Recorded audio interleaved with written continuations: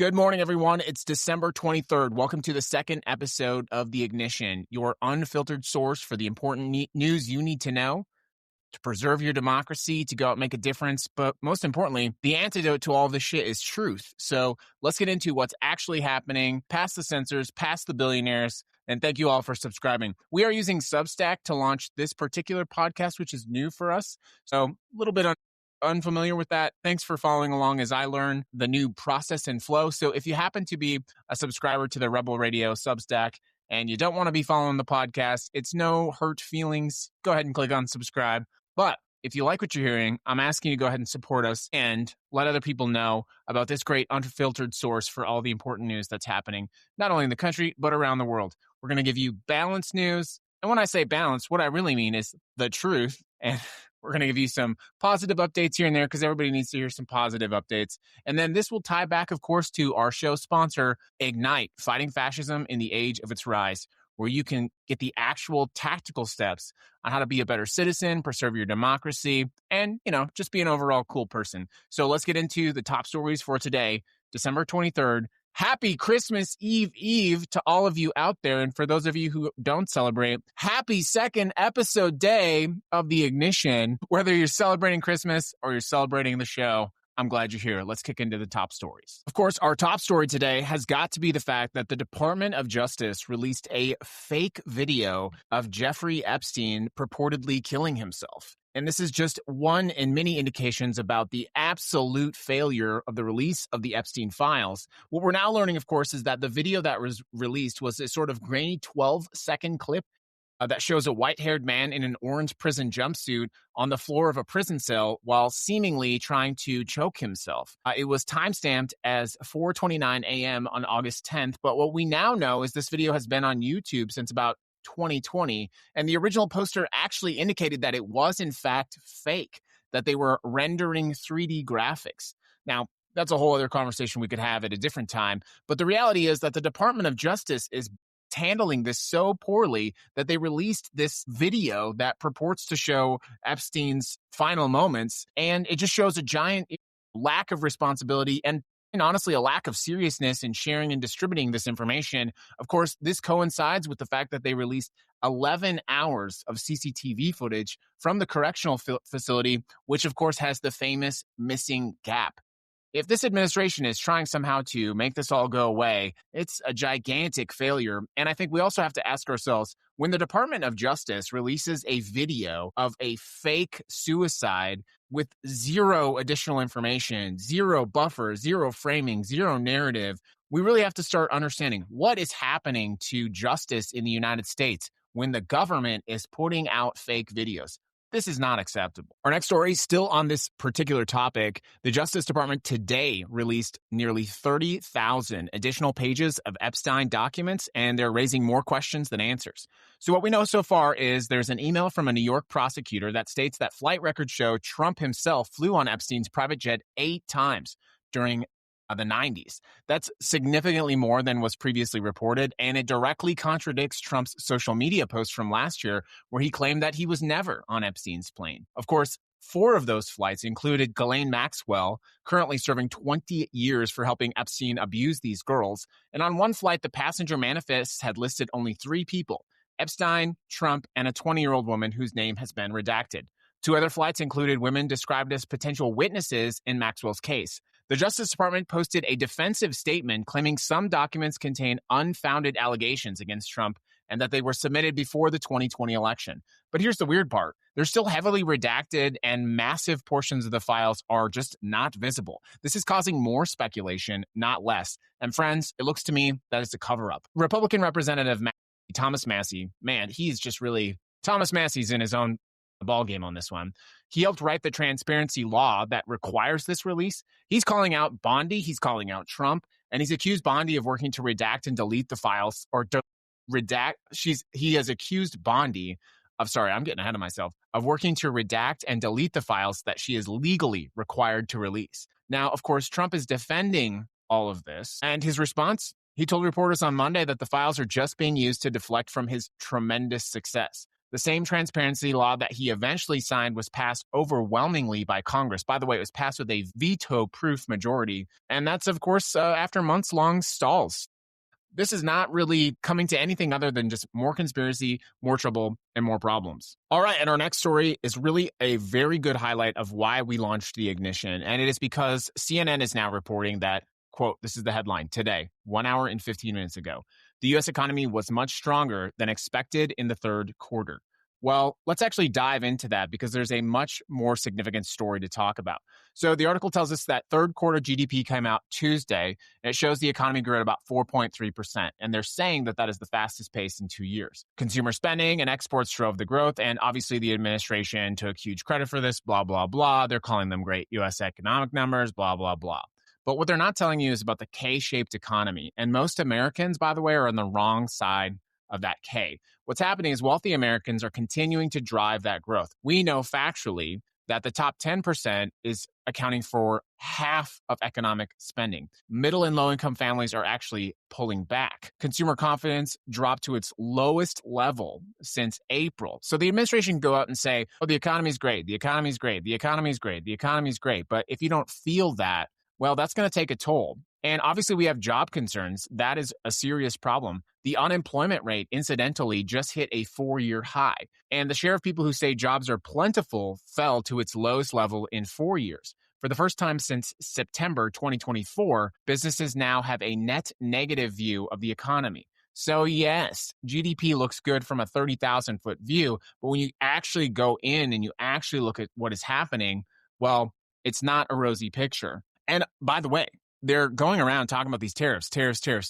But let us remember that the Supreme Court has an active case where they may actually reverse those tariffs, which creates an open question. Will they have to pay them back? What happens with that? What happens with that? And obviously then what happens to the economy when that signature economic policy is reversed by the Supreme Court, if it is reversed by the Supreme Court? And of course, we will never know because the Roberts Court has essentially been a rubber stamp on the emergency docket for this administration. But because we promised to cover all aspects of these stories, I do want to let you know. CNN is saying the economy got better. We know factually that's not the case. Next story. Immediately dovetailing that story about the economy, we learned actually on the 21st that Jim Beam has paused production at its main distillery, and that is because bourbon inventory is rising. Why does bourbon inventory rise? Why is there more bourbon sitting on shelves in Kentucky?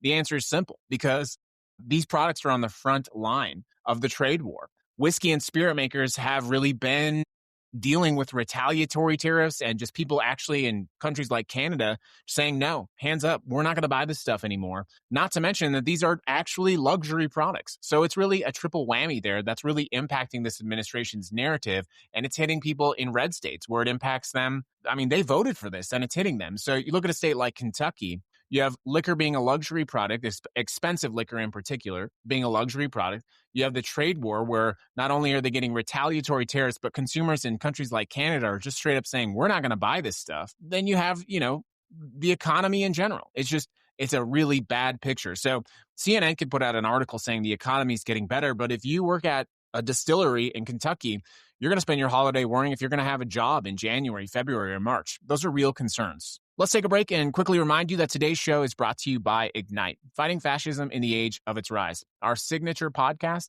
which is a way for you to understand how do you fight fascism in your local community. With 12 signature episodes and 3 bonus episodes in season 1, you'll learn the practical, actual steps of how to fight fascism, how to be a great patriot, and of course, how to just fix the small stuff. People talk a lot about Congress, but how do you fix the pothole 2 streets down? We teach you how to do that. One of my favorite episodes, by the way, that I'll reference is Be Like a Weed. We love to talk about on Ignite, thinking about like a dandelion. Dandelions can grow in the most inhospitable places. They can thrive where a lot of other plants won't. And, try to think of what it was like when you were a kid you find a dandelion, you pull it up, those magical spirals at the end, you blow it into the wind. Well, be like that. Be like a movement of a resistance in the wind, growing, glowing, and of course, subscribe to that podcast. Moving on to our next story. Moving on from the economy, let's talk about what the rest of the world is saying about the United States right now. This is from Politico and a poll from Public First, which says that America's closest allies now view the United States as a destabilizing force. There's new new polling that is really showing a gigantic collapse in how our closest allies are looking at us. So here's some example.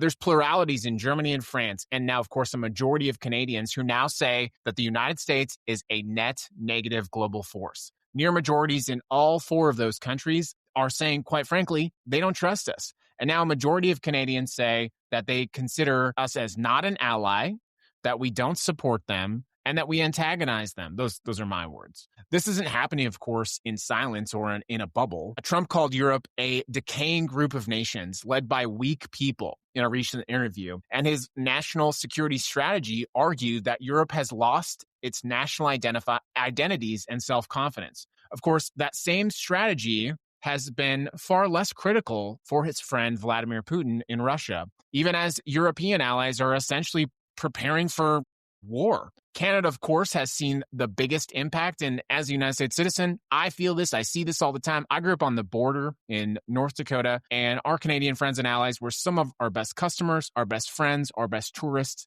And really, the lineage and the difference between our Canadian friends and ourselves, it was only a matter of an imaginary line drawn in the snow, as it were. But now Canadians are reeling and pulling back from their connection and the relationship with the United States. The head of Canada's Automotive Parts and Manufacturers Association described it this way. People lost their jobs, ones and jobs they worked their entire lives, and billions of dollars in capital in Canada evaporated. So how can you trust a country if you're one of those people who lost your jobs unnecessarily because of the whims of an insecure president? How are you going to trust America? The kind of work we're going to have to do in the future to recover from this epic damage, it's really hard to imagine when you think about it. In the UK, about 40% of people say the US challenges rather than supports its allies. Of course, more than a third of them say America cannot be depended on in a crisis. I think most Americans feel that America cannot be depended on in a crisis. And 35% of those people view the United States as an overall negative force. Here's the weird part. 47% of Harris voters say the U.S. is a net negative force in the world, and that's compared to just 13% of Trump voters. More Democrats now view the European Union and Canada as positive forces than they view their own country. I say that's weird because look at how far we've fallen as a country, that a significant chunk of people who voted for Kamala Harris in the last election actually view Canada and Europe as more, I guess, open and friendly than the country that they live in. That's not the way that that's supposed to work, okay? 1 in 8 Democrats changed their view on the role the U.S. has played in history in just 1 year. And what this all means, of course, is that allegiances that have been built up for decades, and in some cases centuries, 2 centuries, are evaporating. They're disappearing. You can't just fix that kind of fracture, that kind of damage, and that kind of abuse to the relationship. I mean, if you lost your job in Canada because of a stupid tariff, you're probably never going to trust the United States again. And when you think about where you're going to travel to, I mean, just put yourself in those shoes. Let's say you were in Kentucky. Let's say you're one of the people that work at a bourbon distillery in Kentucky, and you lose your job at Jim Beam. And you know that one of the reasons you lost your job is because Canada boycotted your product, or consumers just chose not to, or they just took them off their shelves. How likely is it that you're going to go ahead and travel to Canada after you lost your livelihood? I think it's unlikely. And I think that kind of empathy of understanding our international friends and partners, I think that's important. And I think the saddest thing about all this, of course, is that when you really picture it, we're essentially all just on this rock. We're on this life raft called Earth, hurtling around the sun, hurtling through the universe. And we all really have much more in common than we have apart from each other. But these fictional differences and these geopolitical unnecessary strives in the interest of the billionaires, they're hurting us in real time. All while, by the way, they tell us, don't worry, the economy's great. Well, if you lost your job in Canada or in Kentucky, or if you're worried about losing your job next month, I think those imaginary truths are starting to fall apart right in front of us. And now we have polling data that shows exactly that. In news regarding ICE, we now have a report out that shows that 7 immigrants have died in ICE custody in December. December is not yet finished, but this is the deadliest month this year. Of course, transparency around these facilities, around how they operate, around the people that run them continues to decline and decline and decline. But now, with 7 deaths so far and more than 7 days to go in the month, we need to start questioning, what is it that we are doing? What kind of country do we want to be? The answer, of course, should be 0 deaths in ICE facilities. That should be the benchmark. But the idea that 7 people have passed away while in custody, that is something that we all owe. Those facilities, incidentally, are paid for and supported by your tax dollars. Your tax dollars have gone to fund those 7 deaths. It's not acceptable. And in other news, this is kind of our lighthearted story of the day. JD Vance apparently decided it would be a good idea to go train with some Navy SEALs. He did this for obviously what this administration does best, arguably, is photo opportunities. So Vance went out to go on a training session, and he's got some pictures of him running around a beach, carrying a big log, that kind of thing. But it's been really universally panned, especially by former military members and even people who look at this and see it for the joke that it actually is. My favorite one actually calls him G.I. Jello, which I thought was pretty funny. Someone said Vance is training for the Medal of Velour, which is pretty funny. I think the point here is that every time this administration tries to engage in these satirical photo ops, I say satirical because it is satire. JD Vance is not a Navy SEAL. JD Vance could not hold up with a Navy SEAL. Every time they do this, it just ends up showing the performative nonsense that it actually is. And now, it's shown up. People are starting to call it out for what it is. Here's what someone said on Twitter, which we don't endorse, by the way, but it's funny. You should keep running, and I don't mean for office. Pull a Forrest Gump. That's funny. As someone else says, a pathetic vanity project masquerading as training. JD Vance playing dress up with Navy SEALs while federal workers go unpaid during his administration's shutdown is a slap in the face to real service members. It's not a show of strength. It's a desperate photo op. And that's exactly what it is. And again, I think the part about this that, really should cause us alarm is the United States military is our military, just like all of the instruments of this government. Those are our tax dollars. Our tax dollars are not political props, because certainly Vance will probably try to use this at some point in the future, whether that's his future run for president or whatever that happens to be. And he's going to use it as a prop. Well, not my tax dollars, not my military, not my photo op.